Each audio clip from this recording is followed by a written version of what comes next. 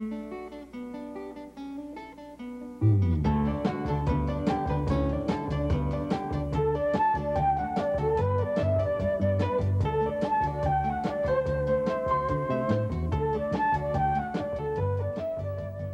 people leading unique lives shape and inform Iowa City. This community is enhanced by these women and men who live in our midst, working, teaching, creating. Welcome to a series of conversations with people who have stories to tell. Join my guests and me, Ellen Buchanan, in a series of interviews called One of a Kind.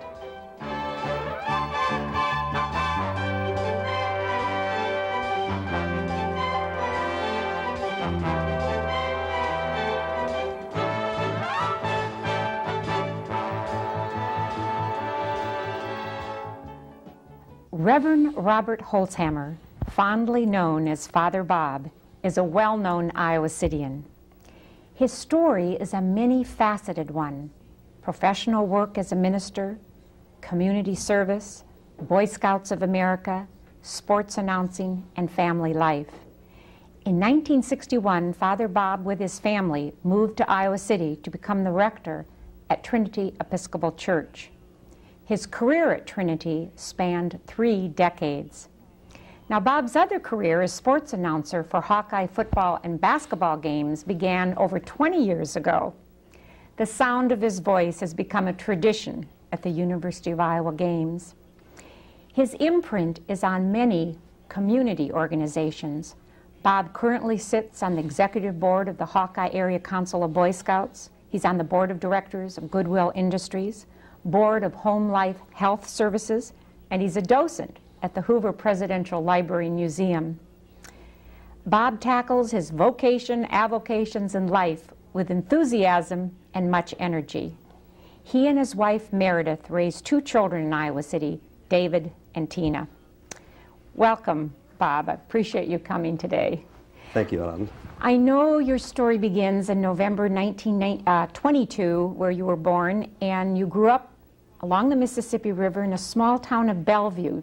What was it like you were south of Dubuque, growing up on the river? Well, I think, Ellen, first of all, I'm so happy to be here and share this time with you. Actually, I was born in Rock Island, Illinois, and the family moved to Bellevue when I was about 7 or 8 years old, as I remember. And in those days, Bellevue was a little town in Jackson County over on the river. And it was before all of the dams had been built on the river. And so the Mississippi was in its natural state. And so when we read stories about Huck Finn and Tom Sawyer, that's the way we grew up in Bellevue. It was a little town of about 2,000 people, and really a wonderful experience for a young person growing up in Bellevue. The main line of the Milwaukee Railroad runs right through the main street of town, and so when a passenger train came down from Dubuque, for example, at 8:20 every night, that was the curfew in town, and parents would say, when the train goes through, it's time to come home, and so we would all... Did you? Oh, yes, indeed, yes. The town would just kind of fold up after the train went through, but it was a wonderful experience. Now, I know you have an older brother. I had an older brother. He died a few years ago, and he was 2 years older than I, and had been in the service during World War II and had been spent a considerable part of his life at the Soldiers' Home in Marshalltown, and he passed away a few years ago. Now, your mother raised you, correct? My mother raised me, yes, and my grandmother and 2 great aunts. So I've had a lot of energy from the feminine side of your family. Tell me, you were involved in sports, I know, in high school, and Boy Scouting. There's a real important theme that runs through your life. I read in your bio, Boy Scouts, you were a Boy Scout in the 1930s, and now you're still involved with Boy Scouts. What's that experience meant to you? Well, Bellevue was a rather small community at that time, and in high school I played basketball and baseball. Those were the only 2 sports that were offered. And of course I was a thespian and the theater and a musician. We did, we sort of did everything. And but Yes, I was. There was a wonderful Boy Scout troop in town, and the Presbyterian minister was the scoutmaster, and so we spent many summers going up into the North Woods. And the only I find now from my experience with scouting, where we have many young fellows that go on through and become Eagle Scouts.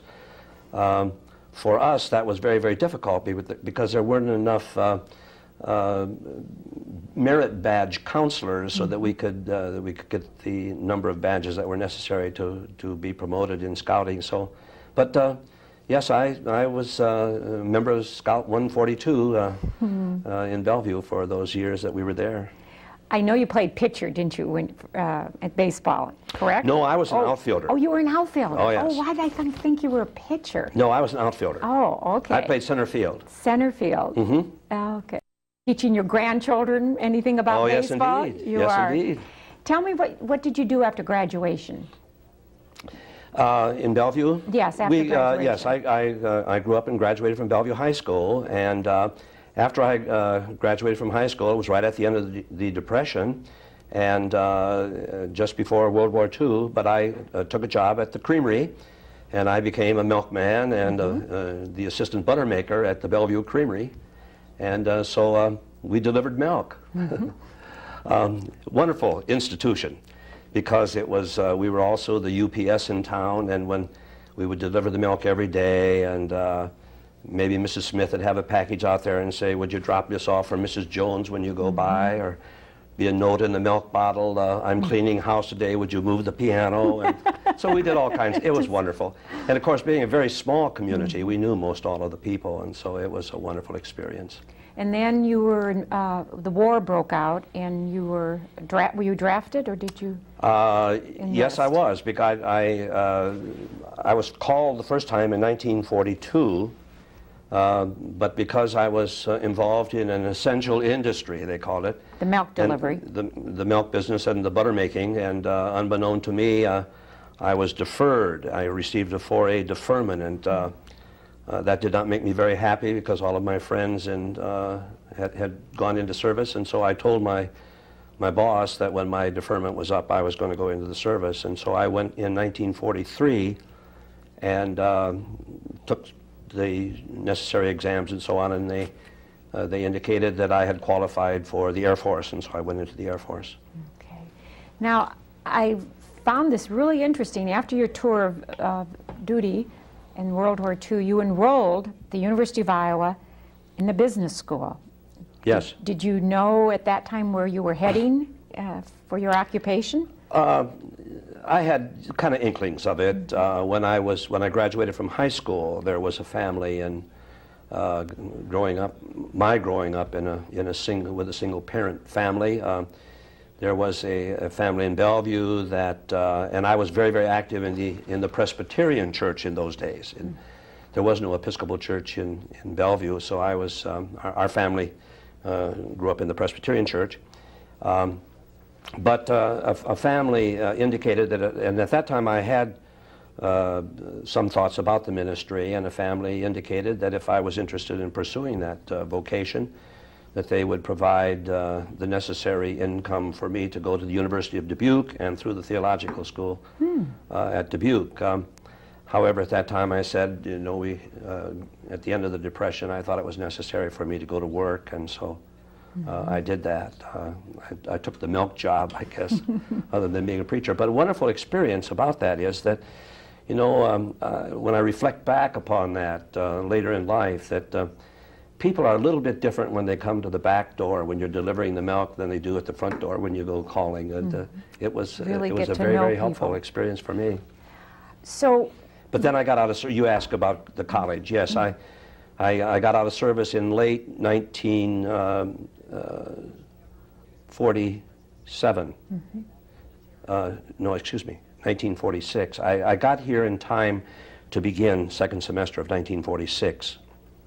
And I'd always been interested in business, and I thought that maybe I'd like to be a certified public accountant, and so I got into the business school. And you got a degree in business. Got a degree in business, yes. However, not in accounting. Not in accounting. When you were here, you had your first introduction to Trinity. You went, you attended church, and you have a wonderful connection with Virgil Hancher, who was president of the university at that time and was also a member of Trinity Episcopal. Tell me about this connection with Virgil. Well, shortly after I arrived in the spring of 1946, I met Meredith, which we can talk about a little bit later, who was a student, had transferred from Drake University to Iowa, and and we began dating, and she has been an Episcopalian all of her life, and so we began going to services at Trinity. And the very first Sunday that we went, Virgil Hancher was ushering, and that made a wonderful impression upon me. And to make a very, very long story short, I was confirmed in Trinity Parish when I was a student here, and at the university, and then also Trinity. When I went into the ministry, I was a candidate from Trinity Parish, and when I graduated or came back to be ordained, Virgil had been the senior warden of the congregation. It's necessary for them to sign the documents certifying my ordination, and so I have his signature on both my university diploma and also on my ordination certificate. Maybe the only Episcopal clergyman anywhere that... That's very special. It must mean a lot to you, doesn't it? It does, very much. Yes. He was a wonderful, wonderful man. He must have been your friend, too. I want to find out, how did you meet Meredith, your wife? You said you both were students here. Yes. We met on a blind date at the Chi Omega House out on 804 Iowa Avenue, and we were introduced by another Chi Omega girl that was my next door neighbor back in Bellevue. Makes a very, it's a long story, but yeah, we met on a blind date. And you have two children, David. We have two children, David, who lives here in Iowa City, works for the West Music Company, is married to Jean, who is with the University Foundation. They have three children. And our daughter Tina is married to John Strauss. They met while they were both students at Grinnell. And they live in Deerfield, Illinois, and John is with Cooper's Librand main office down in Chicago, and Tina continues her writing. She teaches at a stable just north of Chicago. And they have two children. They have two children. Yes. Excuse me, yeah. That's right, five grandchildren. Andy and Rachel would be very unhappy if I didn't mention them. If you didn't mention them. Okay, after you got your degree from Iowa in business, you then, a few years, I think, went by, and you applied and got into the Virginia Theological Seminary. What was your transition to this? I graduated from, got my degree from the university here in February of 1949, and had been accepted to go to seminary in the fall of 1949. So in that little short period of time, we went up to Algona, and I was sort of the lay minister of St. Thomas Church in Algona, so to kind of get a little experience. And it was during that period of time that I was also playing some semi-pro baseball and softball, and but yes, I went to seminary in the fall of 1949. But what was the catalyst to make you decide that you wanted to? Well, I think that there were a couple of things. One was that this sort of latent desire that I'd had about the ministry. I had worked with young people during that period of time, and was very active in Trinity congregation here while we were getting our degree, and I worked with the young people here in the parish. And so there were a number of things. The seed was sown, and but I think maybe the catalyst was when you graduate, you've got to make a decision. And so we were trying to decide whether we would go into the business world, and I'd had a couple of very interesting interviews. And so Meredith and I discussed that and tried to decide whether we would, which route we would go. And I said, why don't we try the business world for a few years, and if we don't like it, we can always go into the ministry. And Meredith, in her infinite wisdom, said, why don't we do it the other way? Why don't we go to seminary, and if it doesn't pan out, then we can always go to business. So that's what we did. And the rest, they say, is history, and here you are. I know you had you have really some good memories of this time at Virginia Theological Seminary, but you were working also, and you got involved in the union. Yes. Tell me this story. Well, I had a little bit of GI time left. Meredith was working for the National Red Cross while we were in seminary, and in one summer it was necessary for us to get some clinical training, and so I was assigned to Gallinger Hospital, which was a general hospital in Washington, D.C., and I spent the summer there getting acquainted with facilities in the hospital and the methods that they use and visiting patients and things of that kind. But the second summer, we wanted to stay in the Washington area because Meredith had her job, and so we applied for a construction company that was doing some work for the Navy down on the east shore of Maryland. And so 3 of us from the seminary got jobs, and through a personnel manager that was a member of one of the small congregations that we had kind of served on Sundays. And so he said, if you want a job, we'll get you a working permit. And so we went down and started working, but it had not been a very long time before the stewards from the union informed us that in order to continue on the job that it would be necessary for us to join the union. And so we did that eventually. Did not complete our full payment as members of the union, but so I was a card-carrying member of the AFI-CIO and working on construction down for the Navy in Maryland. That was also a very rewarding and revealing experience. I was going to say, the back door, milk delivery, UPS, moving pianos, construction. You've worn a lot of hats. Yes. Bob, haven't you? I know after you got out of the seminary, you served congregations in Iowa Falls and Webster City and Dubuque before coming to Iowa City in 1962. And what a decade you came in on in Iowa City, with a lot of unrest in a downtown church. What are your memories from this time of being the pastor? Well, it was a very difficult time in Iowa City, and there were, particularly I think in the early 1970s, as I recall, and the clergy as a group in the community were very, very concerned, and we served as monitors, and many of the nights we walked the streets of Iowa City just to make sure that nothing happened. But of course there was some superficial destruction that happened to the buildings. And to your building, to your church? No, not to us directly. There was an oil station on the corner of where the Mearden Law Office is now located that seemed to be a sort of a target for some of the groups.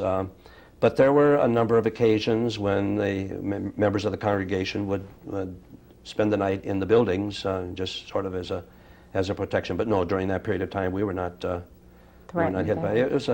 It was a difficult time. We spent time on the campus, of course, talking to the students in small groups, and speaking to the highway patrolmen and to the National Guards and the other people, and just trying to mediate and have dialogue. Yes. You've evolved in so much as a pastor, all the passages of a life, from birth to death to marriage, to celebration of marriage and baptisms, and preaching and tending the flock. Is there an area that you draws on your greatest strength, or that you really gives your life a lot of meaning, or is it some significance in all of those things? There is significance in all of it, and it would be very difficult to for one particular area. Obviously, I think from my own upbringing, and that I had a great deal of interest and spent time with young people. It was a little bit unusual. I had my tenure at Trinity spanned 28 years, and that's a little bit unusual. That's a rather long tenure, even for Episcopal clergy. But I think that being in a college community where there's a great deal of transition, where people are moving in and moving out rather frequently, that you could do that. You're meeting new people all of the time, and of course, we were also the student center for the Episcopal students here on the campus, so we had a lot of contact with Episcopal students, and of course, this kind of and I've always had an interest in athletics, and so the athletic department came into that at the same time, and with the young, but I would think that maybe I spent a great deal of time with the young people, with college student age young people. What do you consider your greatest strength, one of your greatest strengths? That's difficult to say. I think that perhaps my affection for people of all ages, respect for the elderly because of my upbringing and living with my mother, my grandmother. I think that's probably, if I were to say that I had a strength, it would be the concern and the affection for people. And enjoy being around people. And I've heard from other your parishioners that you have this enthusiasm that's quite contagious and wonderful. And it's looking back on your life, who or what influenced you? What person or persons have had a major influence? A lot of them? There are a lot of them. Are there? Yes. Anybody you want to mention? Is there anyone particular or two? Well, there was that Presbyterian minister in Bellevue back in the 1940s. Lawrence Nelson was his name. Obviously, not only my personal but professional affection for President Hancher and for Susan, his wife. Their family was very, very good and very, very supportive during my time here. We through the years we've had a wonderful relationship with Jim and Deba Leach, Congressman Leach. I could still call him Jim. Right, absolutely, they're your friends. They're my friends. Yes. And then just through our congregation, we've had a number of people. Ralph and Jean Miller, while they were here, were very, very good friends. So there have been a number of people. Chester Phillips, Dean of the College of Business Administration, was a wonderful. I worked as a student in the Triangle Club. I had a board job at the Triangle Club in the Union in the old days when Mrs. Alderman managed the dining service at the Union. And when Dean Phillips would bring the chairman of the board of Chase Manhattan or one of the big banks, I saw that they got special service. And so one day he, as he was leaving the Triangle Club, he came up, and if you remember Chester Phillips, he was a very soft-spoken man, and he said, Mr. Holzhammer, would you please stop by my office at your earliest convenience? And I thought, my goodness, what have I done now? You tell my secretary who you are, and she will show you right in. Well, I had occasion about 15 minutes later 15 to go by, and he was very, very gracious, and he just said that several of his colleagues out in the business world from time to time would ask him to recommend young people for positions, and so he wanted to know what I was interested in doing. And it was at that time I told him that I was thinking seriously considering the ministry, and it turned out that his father, I believe, had been a minister. He had grown up in a Presbyterian manse, and so we spent the rest of the time talking about the ministry. And but he was a wonderful, wonderful person. That's great. You're lucky. Yeah, right. Let's talk about your other career as the sports announcer, the voice of the Hawkeyes. I can hear your voice on a fall afternoon wafting over the air, and I think, yes, this is the rhythm of a year. This is wonderful to have this beginning again with your voice. It's been a real meaningful thing for you, isn't it? Yeah, and it certainly lots has. Of fun. It's been, yes, right. How did you get involved in sports announcing? Well, that's a whole other story, Ellen, but I think, of course, it started in Iowa Falls. Shortly after we had arrived, I noticed that there was not any sport news in the newspaper, and so I went to the newspaper editor, who happened to be Carl Hamilton at that time. That may not be a name that's very familiar, but spent a long time at Iowa State University as their director of communications or publications. But anyway, I went to Carl and I said, how come there's no sport news in the paper? And he said, well, we don't have anyone to write it. And I said, what if I wrote an article, would you use it? And he said, oh, sure. So I began writing sport news, and at the end of the month, I got a check from the newspaper, and so I went to him and I said, I didn't want to get paid for this. He said, well, you're a stringer, And he said, we pay by the column inch. Well, that's a terrible thing to tell a minister. I mean, those plays became more and more detailed. And so I covered... War and Peace. I covered the Iowa Falls cadets, and one night the public address announcer didn't show up, and so I became the public address announcer as well. And that was sort of my introduction to sports. To broadcast. I did that probably for about the last 3 years that we were in Iowa Falls, and then we moved to Dubuque, and about that time I thought my son was about the age for scouting, and so I kind of gave up my athletic endeavors and devoted it to scouting. And so the years that we were in Dubuque, we kind of just became spectators at the games. And Johnny Orr was that had been the basketball coach at Iowa State for so many years, was the high school basketball coach at senior high school in Dubuque. So we got to know him kind of a little bit.